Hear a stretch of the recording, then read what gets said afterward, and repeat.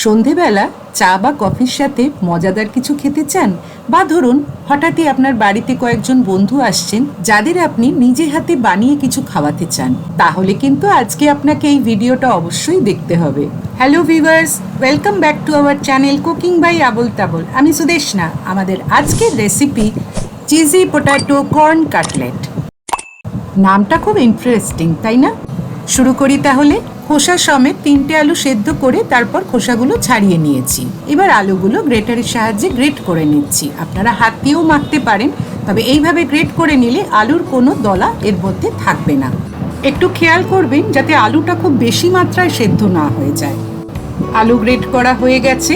এবার এর মধ্যে দিয়ে দিচ্ছি 4 টেবিল স্পুন ফ্রোজেন কর্ন। কর্নের পেস্ট বানিয়েও দেওয়া যেত, কিন্তু আস্ত দিলে খেতে বেশি ভালো লাগে। 2 টেবিল স্পুন ফাইন করে কুচানো ক্যাপসিকাম দিলাম। 2-3টে কাঁচা লঙ্কা কুচিয়ে দিলাম। ঝালটা আপনারা যে যেরকম খাবেন সেই মতো কাঁচা লঙ্কা দেবেন। স্বাদ অনুযায়ী সল্ট অ্যাড করছি। 1/2 টিস্পুন গোলমরিচের গুঁড়ো দিলাম। এবার দিচ্ছি 2 টিস্পুন পেরি পেরি মশলা। এটা যে কোনো সুপার মার্কেটেই আপনারা পেয়ে যাবেন। এটা যদি না থাকে তার পরিবর্তে অরিগ্যানো আর চিলি ফ্লেক্সও অ্যাড করতে পারেন। ফর্ক দিয়ে প্রথমে এগুলো একটু হালকা করে মিশিয়ে নিচ্ছি। এবার এর মধ্যে দিচ্ছি 2 টেবিল স্পুন কর্নফ্লাওয়ার আর দিচ্ছি 4 টেবিল স্পুন চিজ। যে কোনো ধরনের চিজই কিন্তু আপনারা এখানে ইউজ করতে পারেন। খুব ভালো করে সবটা এবার মিক্স করে নিতে হবে। ভালো করে এটা হাত দিয়ে এবার মেখে নিচ্ছি। এই রেসিপিতে পেরি পেরি মশলাটা কেন ইউজ করলাম, পেরি পেরি মশলার একটা দারুণ ভালো টেস্ট আছে। আর যেহেতু এখানে আমি পেঁয়াজ বা রসুন ইউজ করছি না, তাই এটা কিন্তু একটা কমপ্লিটলি ভেজ রেসিপি। কাটলেটগুলো এবার গড়বো, তাই হাতের তালুতে ভালো করে তেল মাখিয়ে নিচ্ছি। তারপর এখান থেকে কিছুটা পোর্শন নিয়ে হাতে প্রথমে গোল করে নিচ্ছি, তারপরে কাটলেটের শেপটা দিচ্ছি।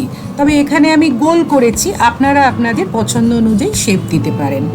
একটা ফ্ল্যাট সারফেসে এইভাবে ঘুরিয়ে ঘুরিয়ে সাইডগুলোরও শেপ দিয়ে দিচ্ছি। এগুলো গড়ার সময় হাতের 2 তালু কিন্তু খুব ভালো করে প্রেস করে নেবেন, তাহলে কাজটা অনেক ইজি হবে। আলু, কর্ন আর চিজ, এই 3টের কম্বিনেশন কিন্তু দারুণ ভালো। এই 3টে জিনিস একসাথে করলে অনেক রেসিপি কিন্তু তৈরি করা যায়। সব কাটলেটগুলো গড়া হয়ে গেছে। এবার আমি একটা স্লারি বানাবো। এর জন্য একটা বাটিতে 2 টেবিল স্পুন ময়দা আর 2 টেবিল স্পুন কর্নফ্লাওয়ার দিলাম। আর দিচ্ছি সামান্য একটু সল্ট আর 1/4 টিস্পুন কালো গোলমরিচের গুঁড়ো। এগুলো ভালো করে মিশিয়ে নিয়ে প্রয়োজন মতো জল দিচ্ছি। জলটা কিন্তু অল্প অল্প করে মেশাবেন, একসাথে অনেকটা দিয়ে দেবেন না। এটা কিন্তু এরকম পাতলা হবে, জাস্ট ছুরি বা চামচের গায়ে একটা হালকা লেয়ার থাকবে। প্রথমে এবার গড়ে রাখা কাটলেটগুলো এই স্লারির মধ্যে দেব। একটা কাঁটা চামচ আর একটা এমনি চামচের সাহায্যে এটা একটু ভালো করে কোট করে তুলে নিয়ে ব্রেড ক্রাম্বসে দিয়ে দিচ্ছি। আমি এখানে দোকানের কেনা ব্রেড ক্রাম্বস ইউজ করছি। আপনারা চাইলে বাড়িতে ব্রেড ক্রাম্বস বানিয়ে সেটাও ইউজ করতে পারেন। বাড়িতে খাবার বানিয়ে যারা খেতে এবং খাওয়াতে ভালোবাসেন তাদের সকলের বাড়িতেই ইউজুয়ালি এই ইনগ্রেডিয়েন্টসগুলো থাকে। আর এটা বানানোটাও এতটাই সহজ যে যে কেউ বানাতে পারে। তাই শুরুতেই বললাম যে এটা একটা মজার রেসিপি।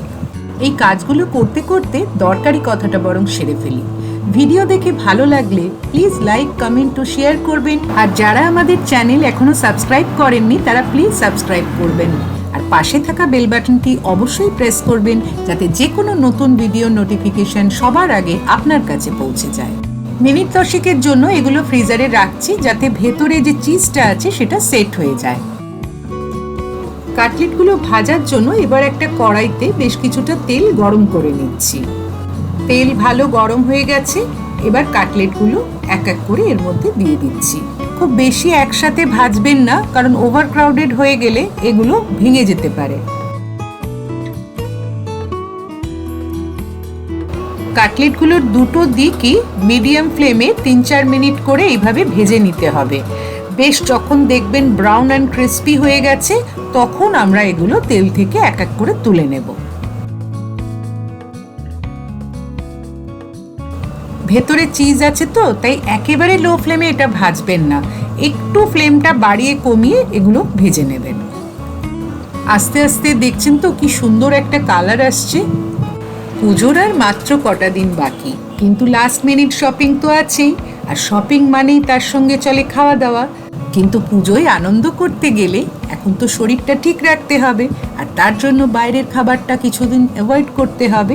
আর তাই শপিংয়ে যাওয়ার আগে যদি এগুলো গড়ে ফ্রিজে রেখে যান, তারপর বাড়ি ফিরে গরম গরম এগুলো ভেজে চা বা কফির সঙ্গে যদি খাওয়া যায়, তাহলে তো দারুণ ব্যাপার হয়।